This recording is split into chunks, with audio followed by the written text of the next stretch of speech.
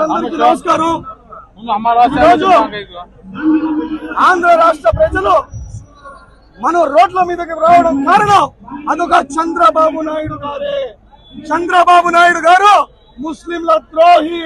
గుర్తు పెట్టుకోండి, మీరు యావత్ భారతదేశ ముస్లింలకే కాదు, మీరు మొత్తం దేశ ముస్లింలకే మీరు విరోధిగా చేశారు.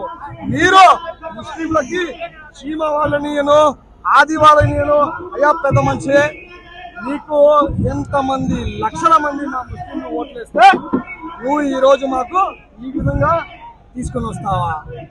ఎంత బుద్ధి జ్ఞానం ఉందా ఈ పెద్ద మంచిగా అడుగుతున్నారు.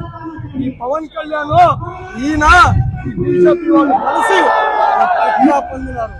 ఈరోజు